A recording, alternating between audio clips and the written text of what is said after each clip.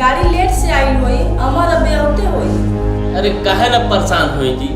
एक तो लड़का 5 साल बाद घरे आवत बा, आइला के टाइम हो रहरिए हो, आइने 10 बज गए, काहे ना परेशान होई।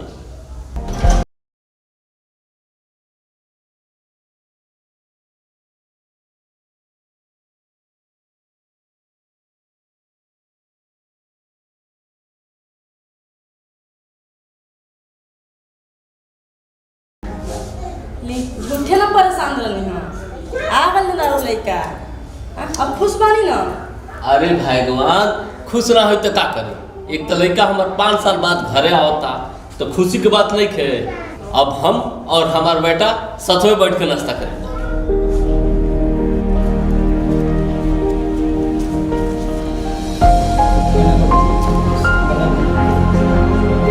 अच्छा बबुआ, रास्ता में आइला तो थक गइलो। जा हाथ मुंह धोला, हम खाना लगा। ठीक बा भाई, हम हाथ धो तो क्या दे तो खाना निकाल।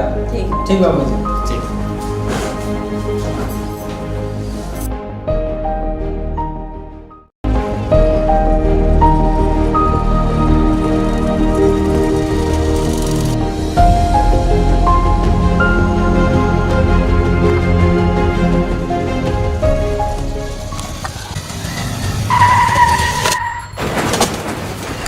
संभाल के चल के चाहिए। उठे उठे उठे। रोज चोट तो नहीं लगल ना, हमरा चोट तो नहीं लगल, लेकिन सॉरी, गलती हमरा मेरा। खैली 500 रुपया जो टूटल फूटल होई बनवा ले। ना ना, पैसा के कोनो जरूरत नहीं के, गलती तो हमरो में रहल सा। रुकी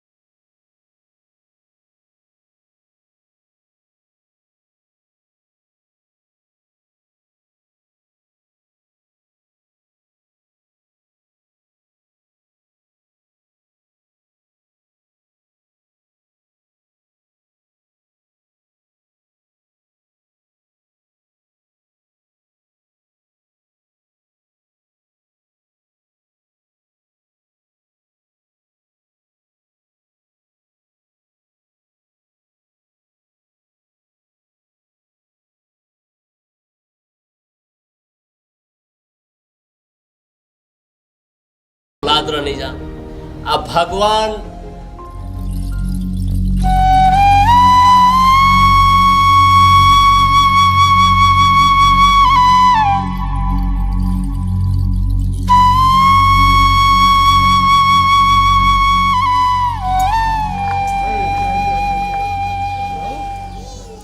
आज हम लोग के भगवान एगो औलाद देले रहता तो ये उम्र में रह कितना मेहनत मशक्कत करे की जरूरत ना रही।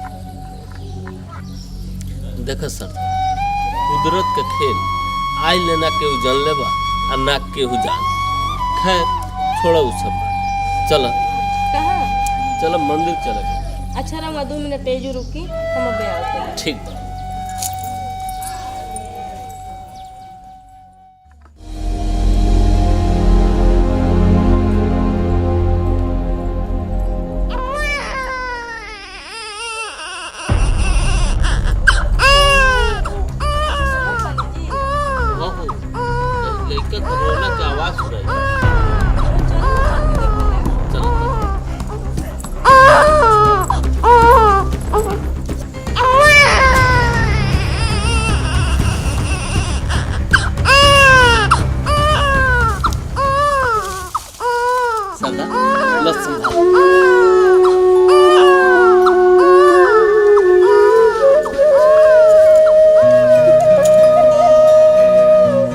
देखी जी, भगवान के लीला, जेके देना वो अपनावेला नहीं, आ जेके ना देना वो एक मजार से दूसरा मजार तक औलाद पावे खातिर दुआ मांगेला। खैर कोनो बात नहीं, आज से एकरा के हम अपन औलाद समझ के पालन पोषण ऐसे ही सिर्फ हमार बा, सिर्फ हमार। ठीक कहते रू सरदार, यही के कहल जाला चमत्कार। हमनी के जौन चीज पावे खातिर मंदिर जाइल जात रहो, भगवान हमनी के ई रास्ते में दे दले। अब एकर पालन पोषण तहरे हाथ में बा। जी जी चल अब चल चलिए।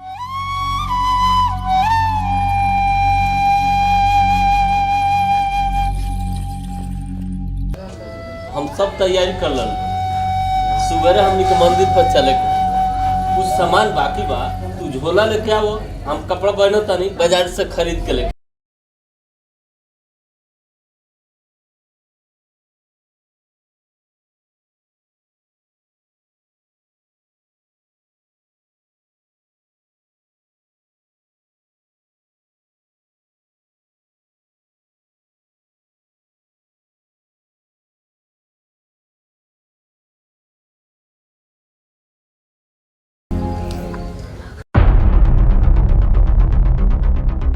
मालिक मालिक मालिक नमस्कार। अरे दुबे जी जी जिला पर गई रहनी है कि ना? हाँ मालिक गैर नहीं जिला पर डीएम के पीए से बात हमार हो गई बा। एबर के टेंडर रोगा के मिली महाराज। बहुत अच्छा काम भइल। जी चला जिला पर हमरो चले के बा। हाँ हाँ ठीक बा, चली चलल जा। हाँ चलो।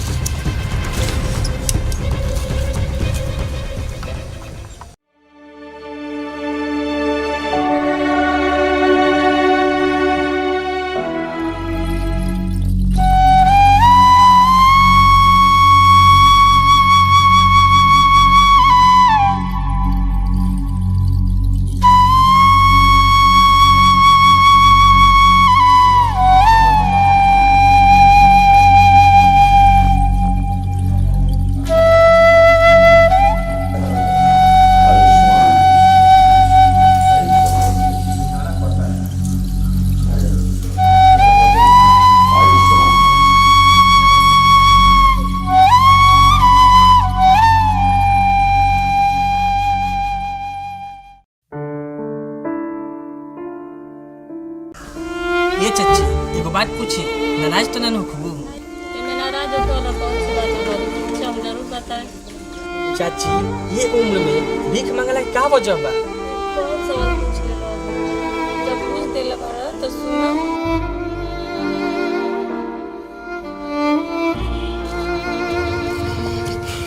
सूत गेल बड़े का रे, खोलबे के दरवाजा तोड़ दी। काजी ई नजरो रे दारू पी लागल बनी का? अरे हट सामने से, दारू नहीं पीले बनी, कोनो जहर थोड़ी पीले बनी। हट। ऐसे तो बढ़िया बजा रे ही पीला। दारू पीला से आदमी बार-बार मरेला, जहर पी लेवा तो एक ही बार मर जा, बार-बार नहीं। बहुत ज्यादा बोलता रे। चल जल्दी से खाना ला, हमरा भूख लागल बा। काहे शराब पीला से पेट नहीं भरल लगे? चल जुबान बंद कर, जल्दी से खाना ला। घर में खाना रही तबे ना लाए। हरामखोर, तोरा इतना हिम्मत, बिना हमरा के खाना देले तो सूत गेल है।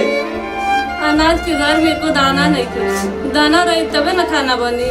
हमके माफ कर दे दुर्गा, हमके माफ कर दे। आज के बाद से हम शराब के कब्बो हाथ ना लगाए। ये अपने बच्चा के कसम खा के कहत हन कि आज के बाद से हम शराब के कब्बो ना हाथ लगाए।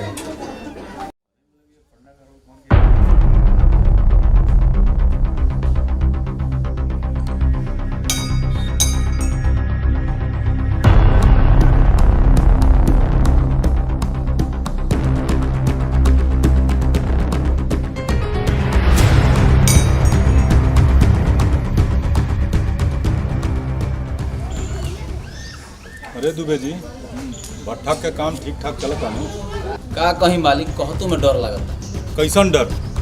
अरे डर हमार नाम सुन के सीधे तुम दबा के भागेला। बेहिचक जौन बात बातन बताई। मालिक राउर भाटा मुस्मात हो। दुबे जी हमार भट्ठा मुस्मात हो गई बा। राउर बात हम समझनी ना, तनी विस्तार से समझाई। तो सुनी मालिक, काशीनाथवा के मेहरी गोवा में एगो आंगनबाड़ी केंद्र खुले और में सब लइकन के बोला के पढ़ावती है, वो बिना फीस के। ई बताई जब सरवा सब लइका आगे में पढ़िया से राउर भाटा मुस्मात हुई। अरे दुबे जी गाड़ी निकाली जल्दी से। कहाँ चले बच्चे? गोली मारे। क्या करेगा जी? अरे वही काशीनाथवा के। अरे महाराज तो हमारा पर छोड़ दी।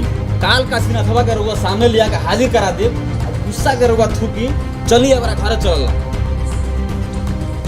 जब इतना कहत आनी तो चली घरे, जी लेकिन काम रउए करे के बा। ठीक बा मालिक एकदम हो जाई। चली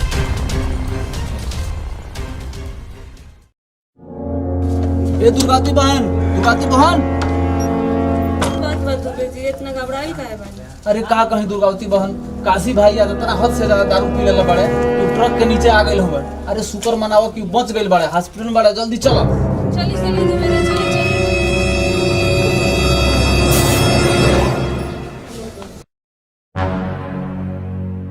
ली मालिक अपन अमानत, कोली अपन हिसाब चुकता। धोखा दुबे जी, आप हमरा साथे धोखा करिए, भगवान आपके कबू माफ ना करी। अरे शैतान भगवान से तो डर। भगवान भगवान भगवान, अरे बुलाओ अपना भगवान के। आज तोहरा के और तोरा पति के केहू बचा ना पाए। भाग जा दुर्गा, भाग जा। तू हमके हमरा हाल पर छोड़ दो। भाग जा दुर्गा, भाग जा, भाग जा।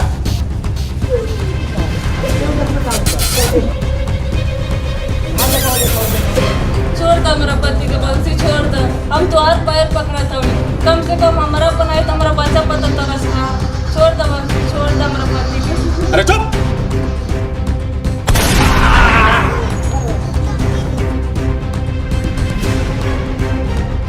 अरे दुबे जी, पकड़ो और आपका भागे ना पाओ।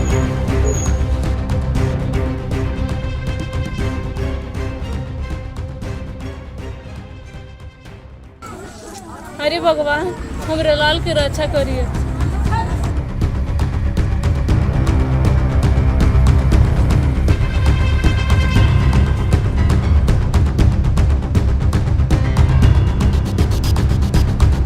अरे दुबे जी, साली आके भागी गई। चलिए।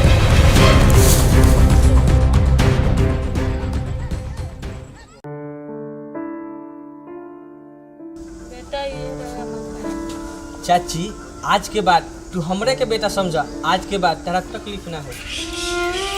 बेटा अमर, एक बैठा रहो, हमने के जो है कि कितना परेशान है। चलो उठो। ए बुढ़िया, का भर मोलो बड़े हमारा लड़का के।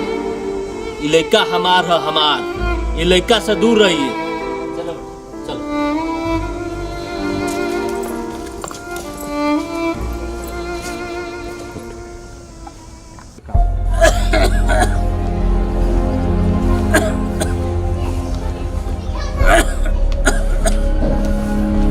क्या भेल बाबूजी? अरे रौरा का तो बुखार बा, रुकी अबे हम तुमको से दवाई लेके आवत है। ना बेटी, दवाई के कोनो जरूरत नहीं है। थोड़ा सा बुखार बा, ठीक हो जाई। तू जा अपन काम करो और थोड़ा सा हमरे चाय लिया के पिया दो। बाबूजी चपाती नहीं खे, रुकी हम दुकान से लेके आवत नहीं। ठीक बा बेटी, तू जा।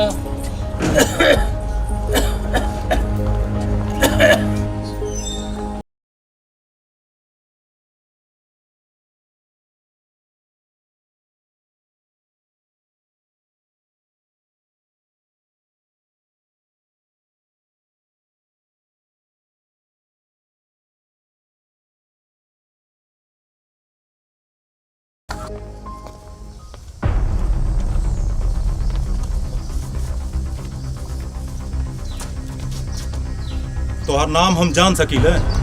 कोनो जरूरत नहीं है हमार नाम जलना के। छोड़ा हमार रास्ता, जाए दा हमरा के। लेकिन हमरा जरूरत बा। छोड़ा हमरा के, जाए। क्या हमरा से बदतमीजी करत हो? ए, ई का बदतमीजी हो? देख के ऐस रे, झूठे में सांप के बिल में हाथ डाला जाए। अरे हम ऊ कोबरा हैं कि जेकरा के डस ले लिए सीधे परलोक सिधा जाए। चल हट जाऊंगा रास्ता से। अगर ना हटी तो अब ते हमार सुन। शेर को वो अपन रास्ता ना बदलेला, सामने वाला खुद बदलेला। अपन जिंदगी बचावे के चाहते रही तो चल जो चुपचाप यहाँ से। अरे वहाँ के तो चल जाए, लेकिन ते बताओ आइल कहाँ से बड़ी? अरे हिंदुस्तान से। हिंदुस्तान तो हम जानते हैं, लेकिन कौना गांव से? अरे तुमको ही राज। अच्छा तो ठीक बा बाबू, जितना जल्दी हो सके निकल जाए। चलो।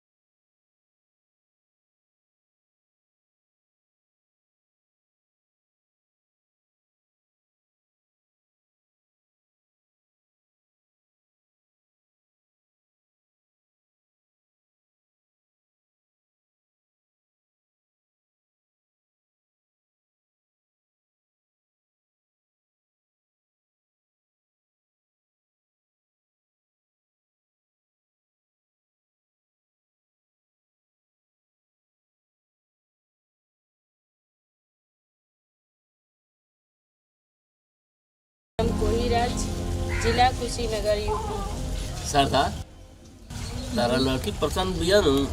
जी हमके लड़की पसंद बा। ठीक बा, जब तारा पसंद बाड़ी तो हमरो पसंद बा। हमर के एकरा से का पूछे के बा? ये बाबूजी काहे जरूरी नहीं खे, हमार शादी हो तो हमें कुछ ना पूछे। चुप, तोरा जौन पूछे कोई तो चल के घर पूछे। अच्छा समझे भाई, अब हमने के इजाजत दी। ठीक, प्रणाम प्रणाम। चलो बाबूजी।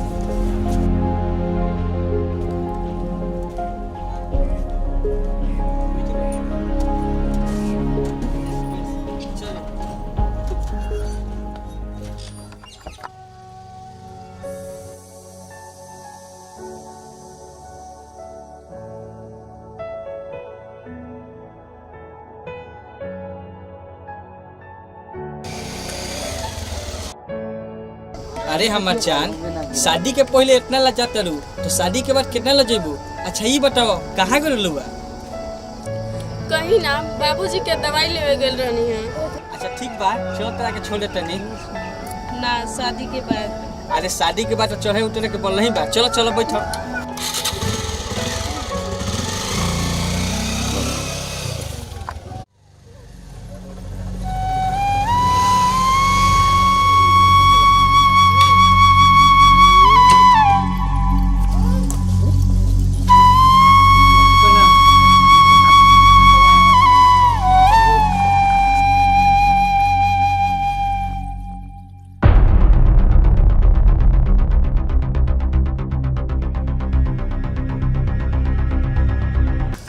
चाची, ये चाची कहाँ खोल बन हो? अच्छा ही बता बेटा, तो लोग शादी हो गल बाटे। चाची शादी तो नहीं भई, लेकिन भगवान चाहिए तो बहुत जल्दी हो जाए। ठीक बा चाची, हमने के चल दें सब। चलो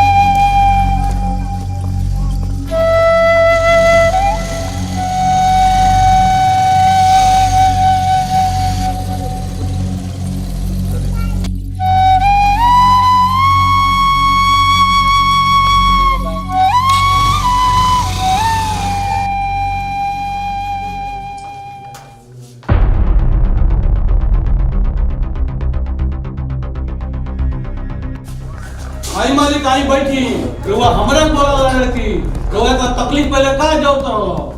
अरे सुगंधा, कहाँ बाड़े रे? बाहर निकल।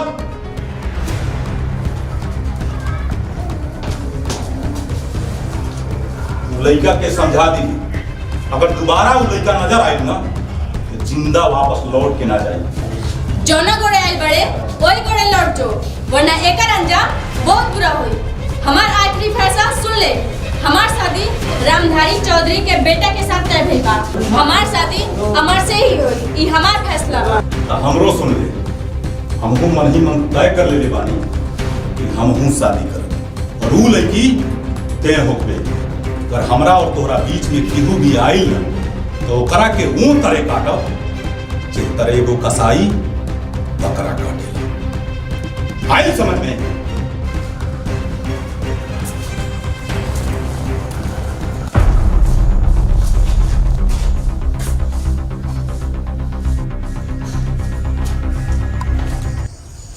अमर बंसिया बहुत अन्ना आदमी बा, ओकर पहुंच नीचे से ऊपर ले बा। यहाँ तक के पुलिस भी ओकरा गिरबान में हाथ डाले से डराले। कुछ सोचा अमर, कुछ सोचा। अरे हमरा पर तेरा विश्वास बानू? हाँ अमर, हमरा तोहरा ऊपर पूरा विश्वास बा। जब तक तू हमरे साथे बाड़ा तब तक वो हरामी हमार कुछ ना बिगाड़ पाई। ठीक बा, चलो तोहरा के तेरा घरे छोड़ दी। ठीक बा, ठीक बा। चलो।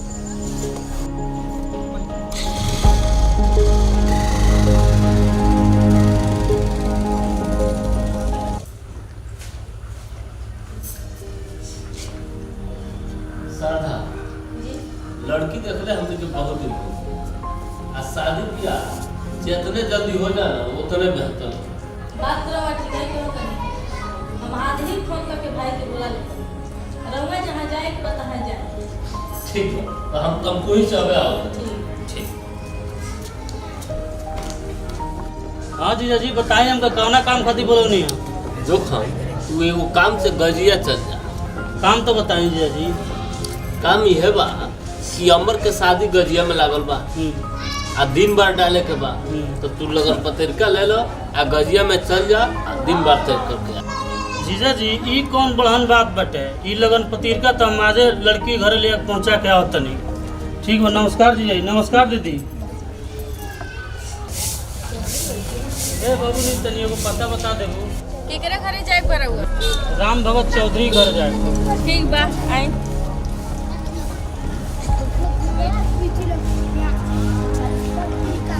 रउआ थोड़ी देर बैठी और जेकरा से मिले आइल बानी वो बाजारे गइल बड़ा। हम उनकर बेटी हैं। वैसे बताई रहो का काम बा उनका से? बात ये बा कि हम शादी के बात करे आइल बनी। का शादी? निकल एजा से, निकल।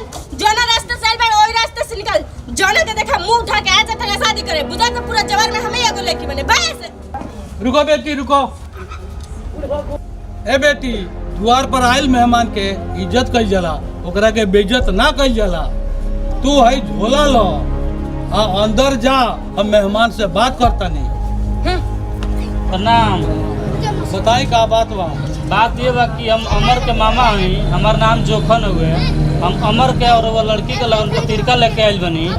अली एमे जौन दिन तारीख लिखल बा वो दिन तारीख पर वो जगह पर चली आए पूरा तैयारी क के। प्रणाम, हम चलत हनी।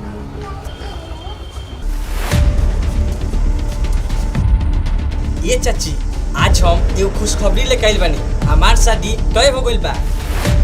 ई लो शादी के कार्ड। हमरा शादी में तू जरूर रही हो। तू हमरा शादी में ना आइबू तो हम शादी ना करे। ठीक बा चाची, हम चलते हैं।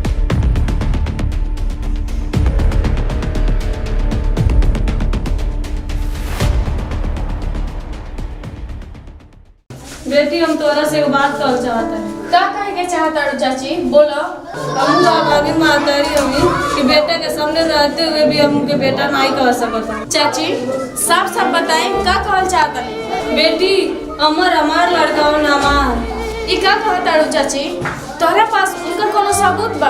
हाँ बेटी, सबूत बा के पैर के तलवा में काला सा धावा पैदाइशी है। जब मंदिर खोली जूता निकलने हम उनकरा पैर में देखनी उहे पहचान बा तू हमार लड़का।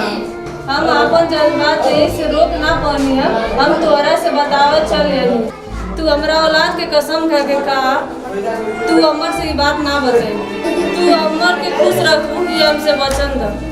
हाँ माई, हम तो हमके बचन देता नहीं। तू निश्चिंत रह, अमर के हम हमेशा खुश रखो।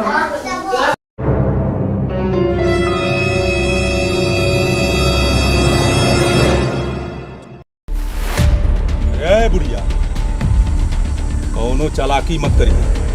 तोर और अमर के माई बेटा के रिश्ता बाना। एक दिन तोर मांग उजड़ गई रही और ज्यादा चालाकी कैले ना आज तोर कोख उजाड़ दे। चुपचाप शादी के तमाशा देख। अरे शादी का लड्डू तोरो के खाए। ले आओ टोपी, चला सामने।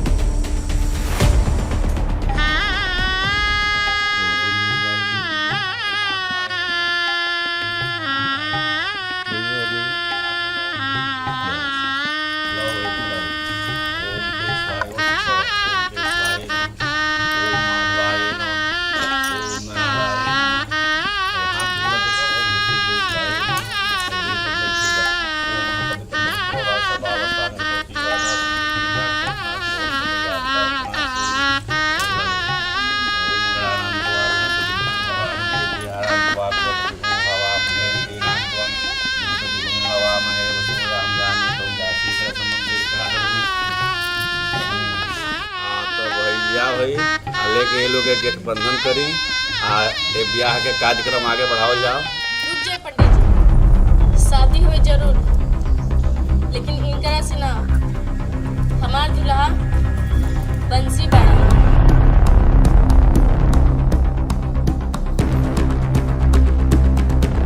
अरे ई तू का कहत? शादी हमरा से तय भइल बा आ दूल्हा बंसी हवे। अरे सुगंधा, पागल हो गई का? शादी हमरा से तय भइल रे आ शादी करके तू बंसिया से कहत? अरे चुप बेटी, चुप रहा लोगे। शादी तय भइल रहे ना, शादी नहीं खेलो भाई। हमार शादी हुई तो बंसी से, तोहरा से ना।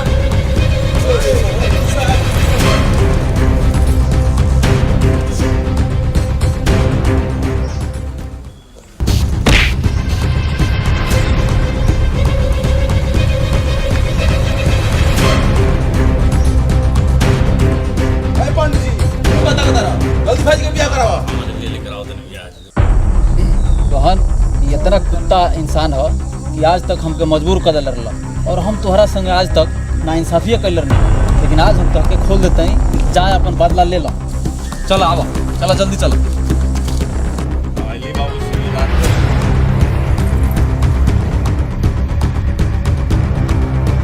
कौन दुर्गा बहन कौन और मारा ही गोली है राक्षस के, बचे ना पावे।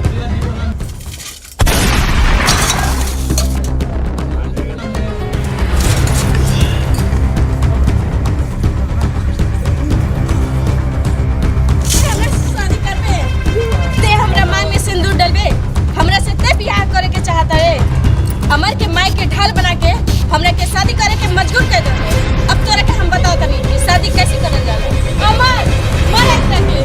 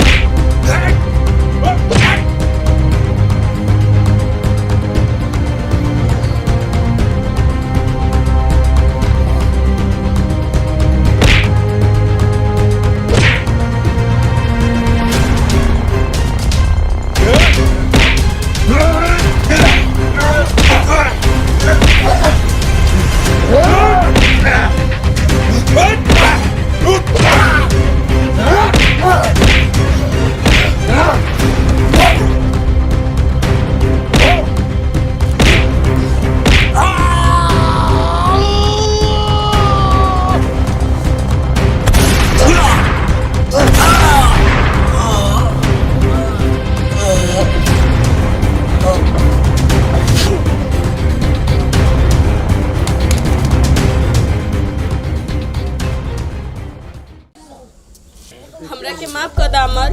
हम जोन भी केलिया थोड़ा माई के बचाए खातिर केलिया, हमरा के माफ कर दा। ना तहार जगह पैर में ना हमरा दिल में बा।